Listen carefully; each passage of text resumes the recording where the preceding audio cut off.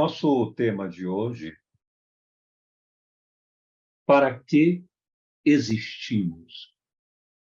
Eu, particularmente, considero um tema fundamental para as nossas vidas, porque representa aquilo que precisamos fazer, executar, enquanto estamos na jornada terrena. Nós estamos aqui neste mundo não só para um grande aprendizado, mas também num fator de missão. Cada um de nós é o missionário da própria existência. Então, temos uma tarefa fundamental, todos, sem exceção, temos uma tarefa fundamental a executar neste mundo. E essa tarefa, ela já está no mundo antes de nós. Ela está nos aguardando. Ela está nos chamando. Ela nos pede atenção. E muitas vezes nós nos desgarramos desse objetivo, vivendo uma vida que não está profundamente conectada com os grandes objetivos existenciais a que nós estamos ligados. Então, a nossa proposta hoje é abordar justamente o tema para que nós existimos. E a fim de falar a respeito desse tema, eu vou incluir aqui duas metodologias. A primeira, a logoterapia, que é uma terapia centrada no espiritual humano, juntamente, é claro, com o Evangelho de Jesus, que talvez, sem sombra de dúvida, seja o tratado de psicologia mais significativo que a humanidade já recebeu em mãos. É verdade que temos hoje inúmeros modelos teóricos de psicologia. Desde a psicanálise, no início do século XX, nós temos vários modelos até hoje, inovadores, de psicologia, de psicoterapia. Mas se nós observarmos bem, todos estes modelos vêm sofrendo alterações ao longo do tempo. Eles vêm se modificando. O único modelo que jamais sofreu e com certeza nunca sofrerá qualquer alteração é o Evangelho de Jesus. O Evangelho de Jesus representa, portanto, um compêndio de psicologia, se podemos chamar assim, incomparável, porque nunca sofrerá qualquer alteração. E o próprio Jesus mencionou isso. O céu e a terra passarão, mas as minhas palavras nunca passarão. O que quer dizer que elas nunca sofrerão qualquer alteração. Ele é o modelo e guia inalterável das nossas vidas. Então, faremos hoje uma comparação entre a logoterapia de Viktor Frankl, que é o psiquiatra austríaco que fundou esse modelo de terapia, e o Evangelho de Jesus, porque eles têm profundas conexões. É muito curioso, e foi isso que me fez ficar muito apaixonado por esse modelo, a logoterapia, porque a similaridade com o Evangelho em termos de propósito é impressionante. E nós vamos aqui identificar isso. Então, para iniciar, eu vou primeiro conceituar o que é a logoterapia, para que possam entender por que vou utilizá-la aqui. A logoterapia significa uma terapia centrada no sentido da vida. A palavra logos é uma palavra grega que significa sentido, sentido de vida, mas também tem uma outra tradução que é representada por espírito. Logos também é espírito e não apenas sentido de vida. Mas a palavra espírito aqui é preciso que seja compreendida, porque ela não traduz o espírito entidade, como a doutrina espírita identifica. Espírito, para a logoterapia, representa a área individual, uma área que está dentro de nós e que é guiada pela melhor resposta a ser dada em qualquer circunstância, em qualquer situação.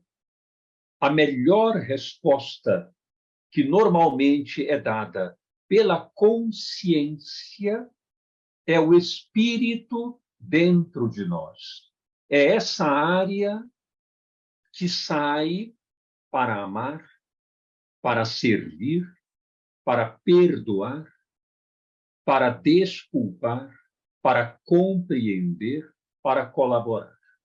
É a área do espírito, diz a logoterapia. Muitas pessoas confundem essa área com o campo mental, o que, na verdade, não é, como veremos logo mais. A área do espírito, ela sobrepuja, ela está acima do corpo e da mente.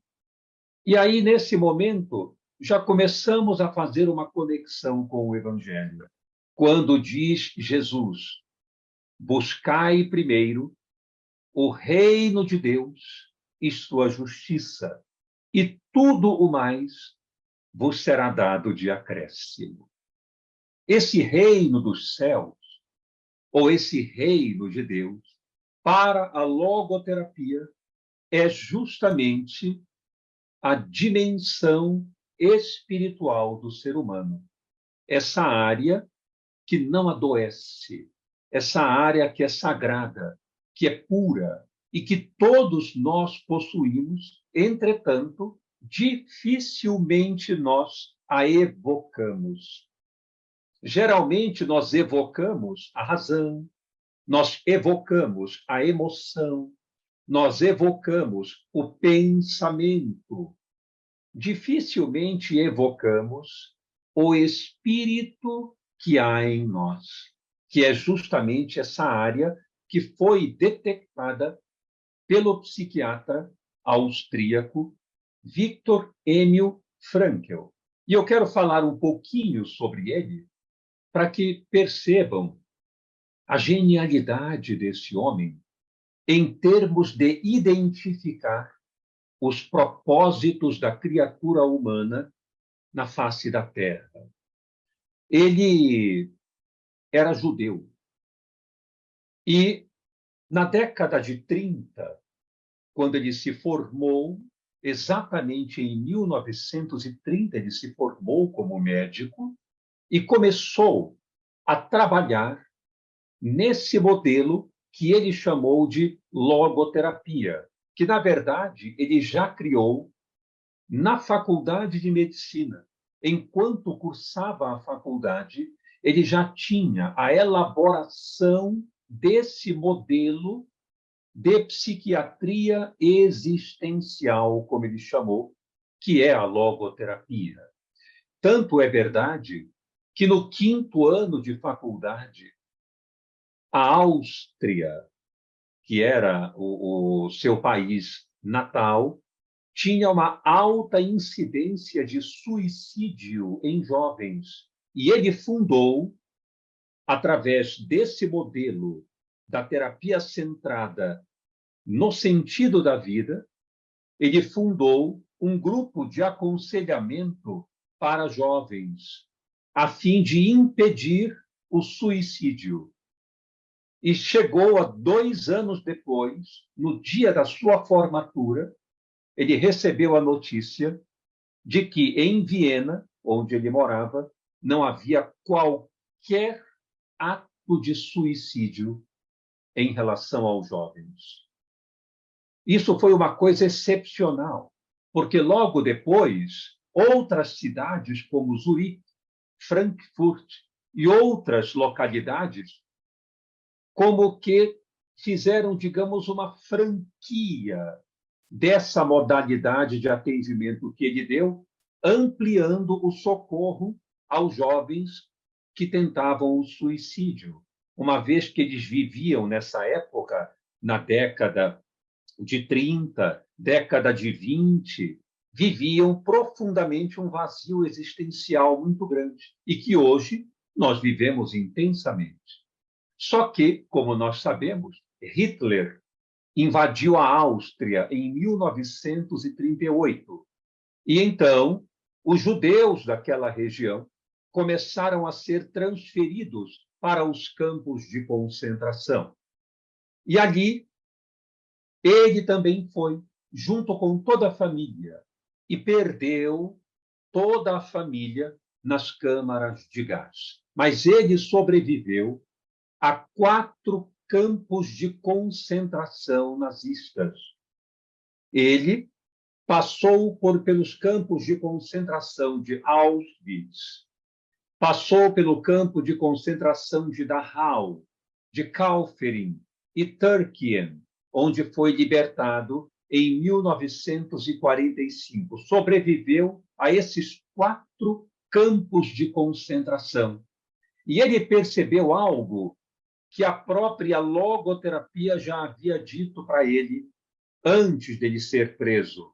Ele percebeu que aqueles que tinham mais chance de sobreviver nos campos de concentração, tamanha a miséria, a fome, né? A agressividade que ali se dava, aqueles que tinham mais chance de sobreviver eram aqueles que tinham um propósito aguardando-os depois da libertação. Eram aquelas pessoas que queriam reencontrar os familiares, que queriam executar uma tarefa no futuro, uma tarefa que ficou inacabada, uma tarefa que tinham como plano realizar. Aqueles que tinham uma aspiração de sentido viviam ou suportavam as maiores adversidades. Normalmente, quem não tinha propósito, quem vivia apenas para sobreviver, essas criaturas morriam muito mais facilmente. Adquiriam uma doença, a imunidade caía ou tentavam o suicídio ali mesmo nos campos de concentração, tentando fugir àquele grave sofrimento. E como ele tinha um grande propósito, que era, primeiro, rever a família quanto possível, não teve a chance, porque a família direta, todos faleceram, exceto uma irmã que fugiu para a Austrália, ainda antes de 1939, e conseguiu, então, escapar das garras dos nazistas. Então, essa irmã ele conseguiu posteriormente rever. Mas a mãe, ao chegar em Auschwitz, foi direto para a câmara de gás. O pai morreu nos braços dele, antes de Auschwitz, num campo chamado Theresienstadt, que eu mesmo tive a oportunidade de visitar em setembro do ano passado, esse gueto que fica na República Tcheca. E ali o pai morreu de pneumonia nos seus braços. Então ele perdeu toda a família. A esposa estava grávida, foi obrigada a abortar no campo de concentração. E não conseguindo suportar o desespero, aquela agonia, ela acabou cometendo o suicídio no campo de concentração de Bergen-Belsen. Então, ele perdeu todas as pessoas que ele amava diretamente e sobreviveu a 4 campos de concentração, voltando para a Áustria, recuperando-se gradativamente, porque quando foi libertado do campo de concentração, de Turkey foi o último campo, quando os americanos invadiram e libertaram aquelas pessoas lá nesse campo de concentração, ele pesava aproximadamente 37 quilos. Tamanha a fome, tamanha a falta, a escassez de alimentos com que eram tratados aqueles prisioneiros. Então, ele se recuperou gradativamente e foi para a Áustria, depois de vários meses internado num hospital de recuperação, num hospital de campanha, fundado pelos americanos. Ele foi se recuperando, ganhando peso, etc., e transferiu-se de novo para Viena, começando a trabalhar e dando prosseguimento à sua logoterapia. Então, vamos começar a responder, diante desse panorama que eu trago, para que nós existimos. Diz o doutor Viktor Frankl que a criatura humana está no mundo em prol de um sentido existencial. Todos nós estamos nesta existência para cumprir uma importante tarefa. E essa tarefa não é apenas o amadurecimento pessoal. E isso é muito importante de entendermos, porque essa é uma mensagem que eu quero deixar aqui. Nós estamos aqui, claro, para um grande amadurecimento espiritual. Entretanto, é preciso compreender que esse não é o sentido da nossa vida. O sentido da nossa vida, ele não está em nós. Ele está no mundo, aguardando por nós. Essa é a grande diferença. O sentido da nossa existência, ele está nas pessoas a quem podemos amar, nas tarefas com que podemos contribuir no seio da nossa comunidade. É na palavra que emitimos, no estímulo que oferecemos, na ajuda que nós damos, em tudo aquilo que deixamos para a nossa comunidade e que tem muito valor. Esse é o sentido da nossa existência, e não propriamente o desenvolvimento pessoal. O desenvolvimento pessoal, o amadurecimento espiritual, ele é consequência do bem que fazemos. Ele é consequência daquilo de melhor que damos para os outros. Porque ninguém pode ser feliz.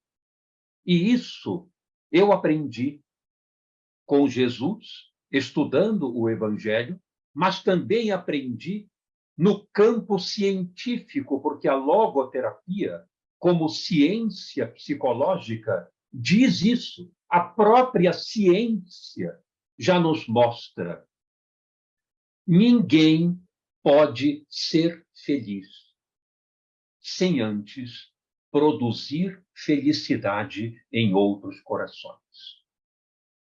Ninguém pode construir o edifício da sua plenitude sobre os cadáveres da infelicidade alheia. Ninguém pode ser feliz assim.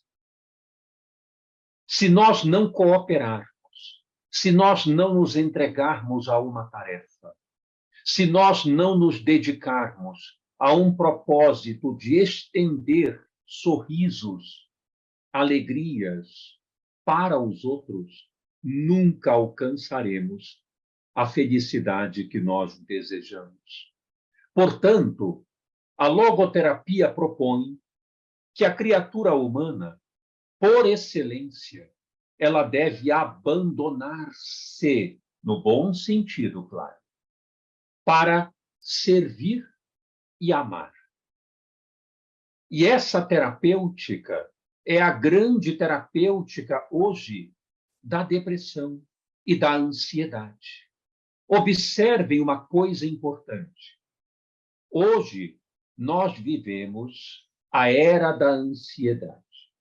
A ansiedade hoje, qual seja a sua modalidade, afeta aproximadamente 36% da população mundial. O suicídio acomete anualmente.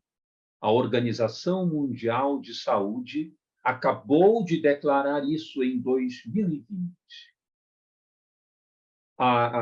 O suicídio acomete anualmente 800 mil pessoas. Anualmente. Vejam a gravidade que isso representa. Aqui no Brasil, entre 2019 e 2022, o suicídio aumentou 30%.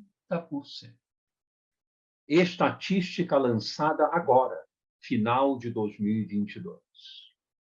O suicídio aumentou 30%. Então, observem que isso só pode representar um aspecto fundamental. É lógico que a ansiedade, a depressão, são doenças, hoje, multifatoriais.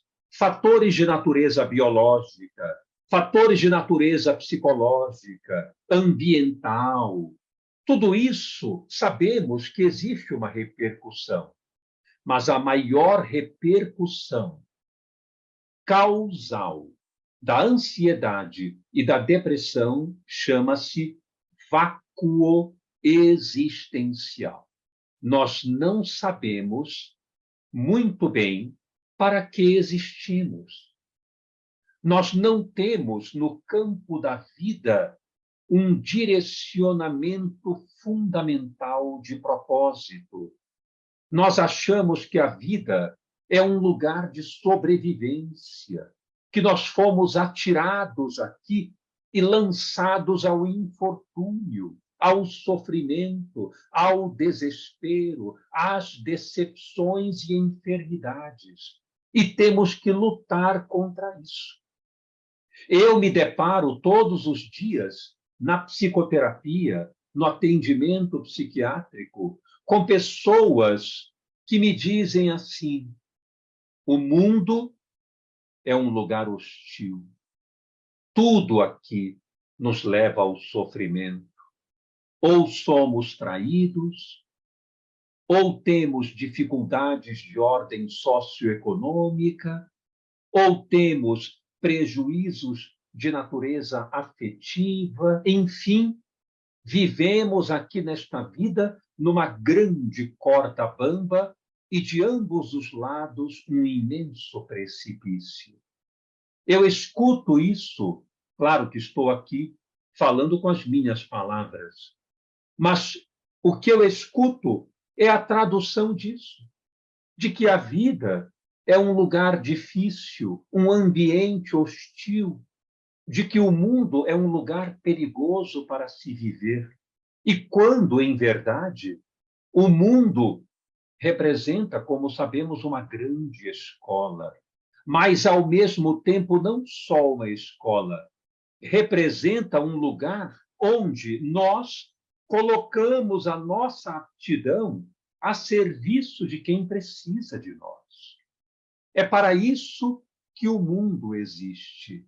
E Jesus diz para nós, de um modo muito parecido: quem quiser vir após mim, renuncie a si mesmo. Olha que interessante.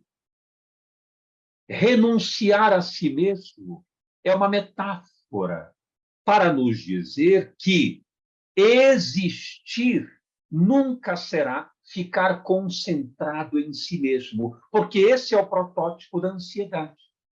A pessoa ansiosa, ela se concentra demais em si própria. Reparem, uma pessoa portadora de um transtorno de pânico. Esta pessoa, confere os batimentos cardíacos, mede a pressão arterial, fica se sentindo numa sensação de perder o controle. Então, ela fiscaliza o próprio organismo. Eu acho que eu não estou bem. Eu acho que eu vou passar mal. Eu acho que eu vou desmaiar. Ela fica concentrada em si mesma. E quando nós nos concentramos demais em nós mesmos, pensamentos negativos e emoções aflitivas se ampliam e tomam conta de nós. Quando nós renunciamos a nós mesmos, isto é, quando o nosso olho não tenta se voltar para dentro, ao contrário, ele vê o que está lá fora, porque foi para isso que ele foi feito, para ver lá fora. Quando nós direcionamos o nosso olhar assim, nós esquecemos um pouco de nós e vamos servir onde nos compete, lá fora, no mundo. E no momento em que fazemos isso, percebam como isso é verdadeiro. Os nossos problemas começam a se resolver por eles mesmos, porque a vida é muito doadora quando também nós doamos para ela. Quando nós também nos dirigimos para aquelas tarefas que nos aguardam. Quando nós fazemos isso, a vida, por sua vez, organiza a nós mesmos. E tudo vai se normalizando, passando, se equilibrando, sem precisarmos ficar naquele caleidoscópio terrível de sofrimento, angústia, perturbação, dúvida, incerteza. Quem vive assim dentro de si sofre demais. Então, renunciar a si mesmo significa deixar-se para ir na direção do outro lado, das pessoas, das tarefas, das funções que nos solicitam a presença. E aí ele prossegue dizendo: porque todo aquele que quiser se salvar se perderá. Acabei de falar isso. Quem vive dentro de si vive numa agonia constante, encontrando dificuldades e problemas, mazelas. Quem sai de si na direção do outro começa a se resolver naturalmente lá dentro de si. Então ele diz: quem se perder por amor do meu nome, ou seja, através do amor, da entrega, do trabalho, da utilidade, do serviço, ou seja, em nome dele, esse salvar-se-á. Começa a se resolver tudo aqui dentro quando saímos de nós. Então, nós temos, todos nós, uma constituição de 3 elementos importantes. O primeiro, o nosso corpo. Nós temos um corpo físico. Segundo, o campo psíquico, a área psíquica, a mente, também temos. E temos a área espiritual, a terceira, que Jesus denominou de o reino de Deus, que é de onde se projeta a luz que existe dentro de nós. Agora, meditem comigo num aspecto importante. O nosso corpo, ele adoece. Nós temos aí a hipertensão, o diabetes, as doenças autoimunes, as doenças degenerativas, o câncer. O nosso corpo adoece. A nossa mente também adoece. A depressão, a ansiedade, a psicose, transtorno bipolar, o toque, tantas doenças mentais que podem nos afetar. Ora, veja bem, o que é que existe em nós que não adoece e que deve irradiar saúde para essas outras áreas. Porque se nós formos a nossa mente, mas então uma pessoa portadora de esquizofrenia começa a perder o seu valor. E será que ela perde o valor? Será que por ser uma pessoa psicótica, por exemplo, ela perdeu o valor como ser humano? Na Segunda Guerra Mundial, isso aconteceu. Hitler, querendo a raça ariana, a raça pura, estabeleceu aquilo que ele denominou de programa de eutanásia. Então, na década de 30, 40, por ocasião da Segunda Guerra Mundial, Hitler mandou exterminar todos aqueles que tinham deficiência intelectual, esquizofrenia e outras doenças mentais. Pessoas, portanto, que tinham uma capacidade laboral menor, por estarem com um comprometimento psíquico. Para ele, essas pessoas não tinham mais utilidade. E Viktor Frankl, o psiquiatra que eu comentei, forjava laudos com diagnóstico diferente para poupar essas pessoas das câmaras de gás. As pessoas com esquizofrenia, ele dizia que elas tinham um estado neurótico qualquer. E aí, então, elas eram poupadas daquele extermínio. Ele salvou muitas criaturas assim, enganando o diagnóstico para que elas não fossem exterminadas. Ora, voltando então ao nosso raciocínio, se nós nos basearmos que temos um corpo e uma mente, o que é que sobra para nos caracterizar seres humanos? O espírito. Somente o espírito, aquilo que existe em nós de sagrado, pode nos caracterizar como essencialmente humanos.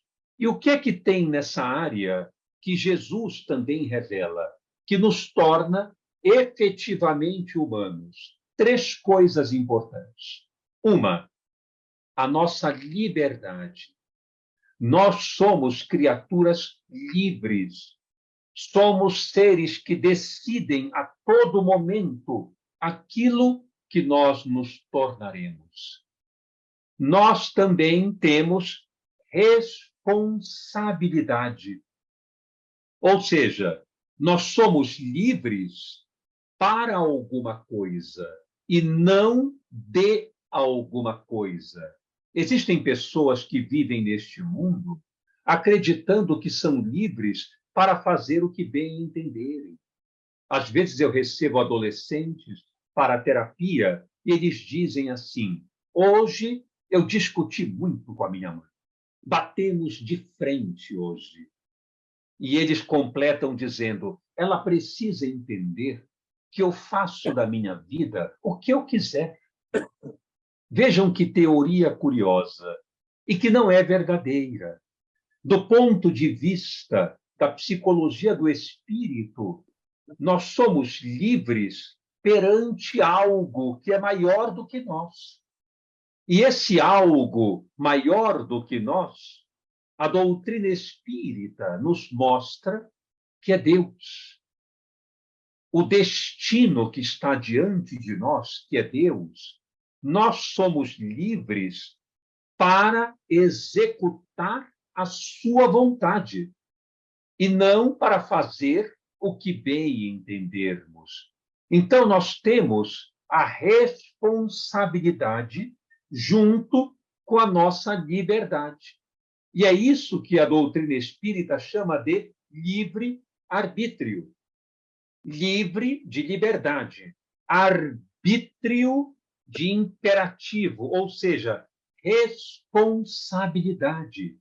Nós vivemos, portanto, com o nosso livre-arbítrio, que traduz o seguinte: eu sou livre para responder aquilo que a vida me pede para fazer, e não aquilo que eu bem entendo, que eu acho que eu quero fazer. É a vida que nos dá os elementos para sermos livres. E é isso que nos faz hoje adoecer. Hoje, a depressão e a ansiedade, por exemplo, representam, no fundo, uma grande liberdade mal direcionada. Uma liberdade em que nós rompemos com o Criador, com aquele que nos envia as perguntas, aquele para o qual precisamos dar respostas inteligentes e amorosas. Ora, quem tem essa conexão com a vida, quem percebe a vida com um sentido indiscutível e quem descobre a sua tarefa no mundo, por que terá a depressão? Por que ficará tão ansioso? Se está conectado com o que tem valor, por que a ansiedade? Isso mostra que a ansiedade de hoje que nós vivemos, ela se caracteriza por uma soltura, por um afastamento nosso em relação ao sentido da vida. Numa linguagem de Jesus, aos apelos de Deus. É por isso que estamos ainda adoecendo. E hoje estamos vivendo agora um final, né? Agora um final de pandemia, desde 2020, a pandemia do novo coronavírus, do ponto de vista de um sentido moral, de um sentido espiritual, teve que recado para nós? Qual foi a mensagem da pandemia? A mensagem da pandemia foi a grande vulnerabilidade do nosso organismo, a grande vulnerabilidade da nossa presença na Terra. E, naturalmente, a mensagem de que quem lança perguntas não somos nós. É a vida. É a vida que dita as regras. E nós somos livres para configurar essas regras da melhor maneira possível. Não somos nós que ditamos essas regras. A criatura humana, no seu orgulho e na sua vaidade, estava onipresente, estava num estado de onipotência. Então vem a pandemia para colocar a cada um de nós num profundo estado de reflexão. E então voltamos para casa, para o ninho, para o estado inicial das coisas, a fim de aprendermos a amar aqueles que são mais difíceis de amar. Aqueles que têm conosco uma ligação muito mais original e profunda, que é a família, da qual estávamos muito desgarrados. Estávamos pelas ruas, diuturnamente, esquecendo aquele cadinho redentor, aquele ambiente primordial. Então, Deus nos faz voltar para casa a fim de reaprendermos a amar com profundidade. É assim que funciona a reencarnação. A reencarnação, dizem os espíritos, tem como finalidade a expiação ou a missão. Expiação não significa sofrer.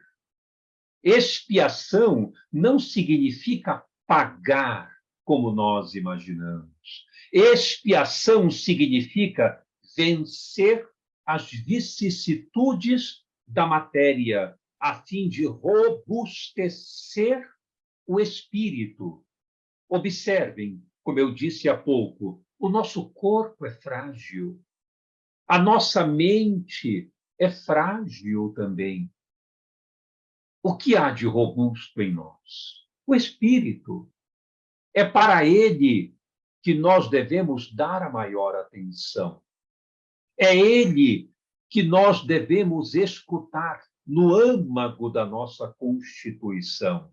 E esse espírito, ou essa área espiritual, está intimamente ligada com a consciência moral.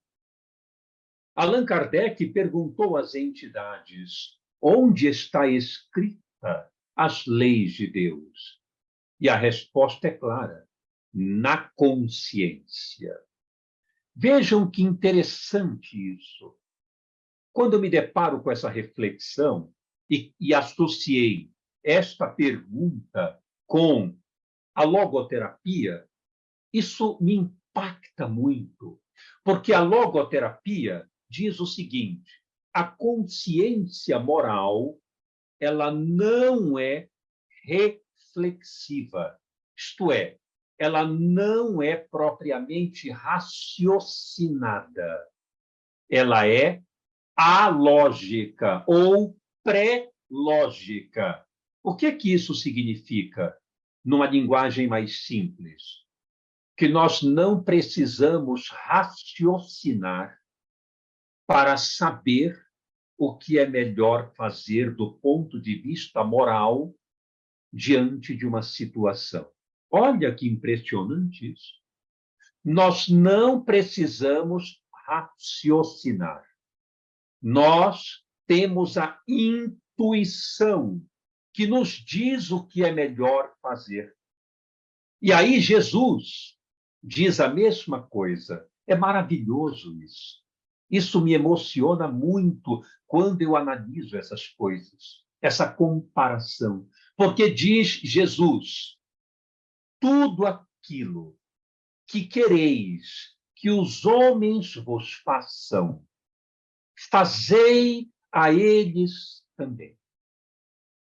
Ou seja, faze aos outros o que gostarias que eles te fizessem. Essa mensagem, ela não é raciocinada. Nós já sabemos lá na consciência que deve ser assim. Porque a consciência encerra as leis naturais, as leis de amor, os imperativos do estado de perfeição. A consciência guarda isso como um embrião. Portanto, quando nós ofendemos alguém, nós sabemos lá no íntimo que não era para fazer isso. Mas nós colocamos muitas justificativas. Ah, ele mereceu, porque ele fez isso, fez aquilo, etc. Tentamos camuflar essas leis que estão na consciência.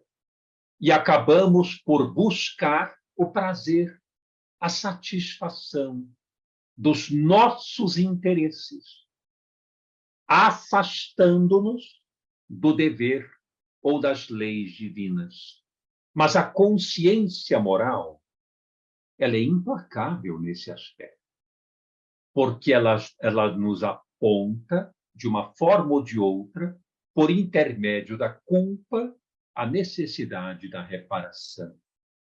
Portanto, nós vivemos aqui sabendo lá no fundo como devemos agir. Entretanto, a busca do poder, a busca do prazer, a busca da satisfação que o ego exige, nos desvia momentaneamente do trilho adequado da evolução. E é aí que nós sucumbimos. É aí que nós sofremos. Desde que encontremos o sentido da existência, que está nos afazeres do cotidiano, para onde somos chamados. E num sentido maior, a presença de Deus em nós, falando em nosso íntimo e apontando a sua vontade, que é a direção que devemos trilhar. É lógico que as doenças começarão a desaparecer, a depressão começará a amainar, a ansiedade começará a diminuir e a nossa vida ficará, como consequência, muito mais plena, muito mais saudável, e a felicidade, então, surgirá. E para concluir esse raciocínio, então, eu vou deixar aqui alguns minutinhos, caso alguém queira fazer uma pergunta, dividir algum conhecimento, debater um pouquinho o assunto. Eu quero concluir deixando a seguinte mensagem: ninguém está neste mundo para ser feliz. Felicidade não pode ser a meta da existência. A felicidade, ela é uma consequência, um efeito ou um resultado do bem que fazemos, da ação nobre que nós executamos, da tarefa grandiosa. Quando eu digo grandiosa, não quer dizer grande. Ela pode ser pequena, mas ela é grandiosa, porque ela beneficia alguém. E se beneficia alguém, ela é grandiosa. Dizem os orientais que quem salva uma criatura salva a humanidade inteira. Portanto, não precisa ser grande para ser grandiosa. Uma pequena tarefa. Quem arruma a sua cama faz uma tarefa grandiosa. Quem faz o almoço de domingo para a família faz uma tarefa grandiosa. Quem junta um obstáculo da rua para que alguém não tropece faz uma tarefa grandiosa, mesmo sendo pequena assim, mesmo imperceptível aos outros. Então, só se pode ser feliz depois do dever cumprido, da tarefa executada. Porque felicidade nunca é perseguida, ela nunca é buscada. Eu estou em busca da minha felicidade. Isso é um engano. Isso não existe. Não existe estrada para a felicidade. A felicidade, ela é dada por Deus na medida em que nós trabalhamos em prol do amor e do bem. E Jesus disse exatamente isso. Ele disse que a mão esquerda nunca saiba o que faz a direita. Traduzindo, amar não pode ter duas vias, só pode ter uma. Amar deve ser algo feito porque é bom, deve ser algo realizado porque é uma coisa boa, não porque vamos receber algo em troca. E então, diz Jesus, Deus, que tudo vê em secreto, vos dará a recompensa. A recompensa qual é? Felicidade. É a consequência da mão direita desinteressada, que não estende à esquerda, que não pergunta o que eu vou ganhar com isso. Essa pergunta, do ponto de vista moral, espiritual, ela não tem lugar. O que eu vou ganhar? O que você vai me dar em troca? Se eu fizer isso, qual será meu benefício? Essa pergunta, do ponto de vista espiritual, nunca pode existir em nós. Nós fazemos algo bom pela coisa boa que isso representa e basta. A mão direita, portanto, não aciona a esquerda. E aí, então, Deus, que vê dentro de nós a nossa necessidade, nos dá a alegria de viver pelo bem que trabalhamos em nome dele. Então, eu quis trazer essa reflexão para dizer aqui, na proposta da logoterapia, para que nós existimos. E fico à disposição para nós conversarmos um pouquinho, se ainda houver um tempinho, uma oportunidade, eu fico aqui à disposição, muita paz no coração de vocês. Estamos aqui distantes do ponto de vista geográfico, mas certamente unidos em emoção, em pensamento, em vibração. Então, muita paz a todos.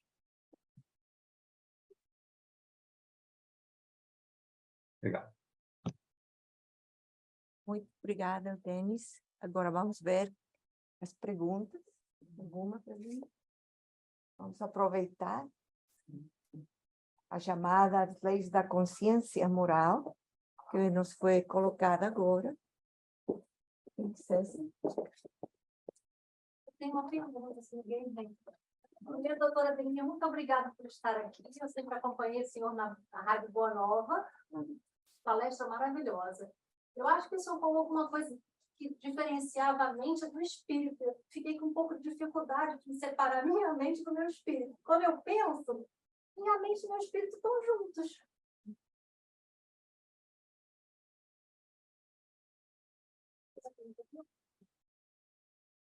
Será que deu ouvido? Sim, está ouvindo? Oi. Você O som está muito baixo, eu não ouvi bem agora. No começo estava bem melhor.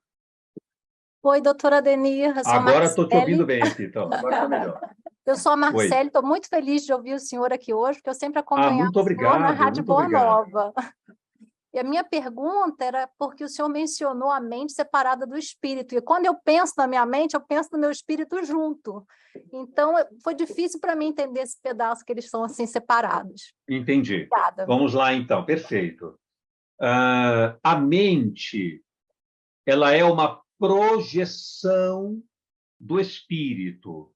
Entretanto, é muito importante que a gente entenda que pensamento não significa, embora seja uma produção do espírito, sem dúvida, não é o cérebro que produz o pensamento, é óbvio que não.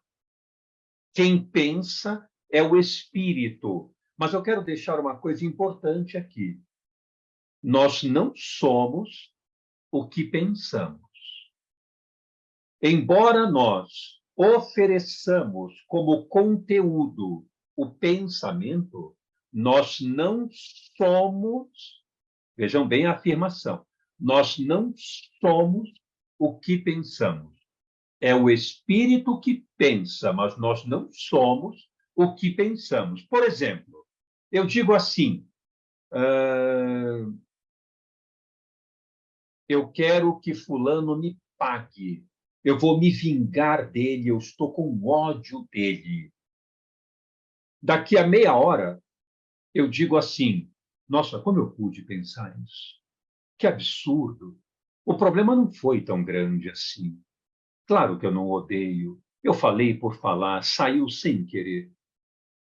Já mudamos o pensamento. Então, a gente tem que ter cuidado com essa questão de nós imaginarmos que o pensamento traduz a criatura humana. Não, de jeito nenhum. Temos que ter muito cuidado com isso, porque senão começamos a criar rótulos. O nosso filho, por exemplo, chega em casa e nós perguntamos: onde você estava? Ah, na casa do fulano. Ele mentiu. Ele estava, por exemplo, em outro lugar que não queria que nós soubéssemos. E nós descobrimos. E então nós dizemos: você é um mentiroso. Não, ele não é. Ele mentiu. Porque se eu disser que ele é um mentiroso, nunca mais eu dou oportunidade para ele ser verdadeiro. Porque quem é mentiroso é e acabou, não tem jeito. Nós estamos dizendo que aquela pessoa não tem conserto. Portanto, nós não podemos ser o que nós pensamos, porque todo mundo aqui, eu e vocês, temos pensamentos negativos, temos pensamentos, às vezes, destrutivos, temos, às vezes, uma vontade impetuosa de desistir. Ficamos amargurados, ficamos deprimidos, ficamos desesperados com alguma situação e, às vezes, até negamos a bondade de Deus. Logo mais, quando tudo se ajeita, nos arrependemos, voltamos a mudar os pensamentos, ou seja, pensamento é uma produção do espírito, que representa o campo mental, a área do pensamento. Mas isso se modifica constantemente. Isso quer dizer, então, que a área espiritual, a área, não o espírito pessoa, a área espiritual, ela é distinta da mente. Porque a área espiritual é a área da decisão, é a área da escolha, é aquela área que se opõe ao que é inadequado. Por exemplo, eu estou com raiva e a minha vontade é matar alguém. Entretanto, o espírito que há em mim, ligado à minha consciência moral, diz a voz da consciência: meu filho, não faça isso. Por que estragar sua vida? Por que comprometer a vida alheia e estragar a sua em prol de algo que logo mais vai se dissipar no tempo e não terá mais tanta importância? Não estrague sua vida e não tire a vida de ninguém, porque isto é contra as leis naturais. A consciência diz isso para mim, e eu tomo a decisão de não prejudicar outrem, embora meu pensamento tenha me levado a isso. Então, a área espiritual é a área nobre e que nunca adoece. É a voz da consciência. Portanto, é a voz de Deus ecoando na nossa intimidade, enquanto a mente está misturada ali com emoções, pensamentos, às vezes perturbadores, mas que depois se modificam. Então, nós não somos o que nós pensamos, porque nós somos seres em constante transformação a todo momento. Todo mundo aqui, há 10 anos atrás, era uma pessoa. Hoje, pensa muito diferente do que pensava há 10 anos atrás. Tudo se modifica. Entretanto, a melhor decisão a ser tomada sempre será a melhor decisão em qualquer lugar. E essa área é do espírito.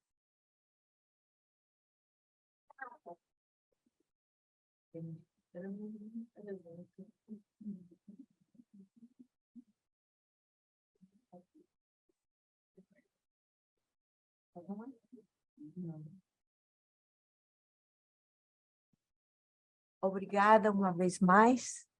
Esperamos ver você pronto de novo aqui na casa. E parabéns por essa palestra tão linda. Obrigada mesmo. Eu que agradeço, fico feliz de ter contribuído.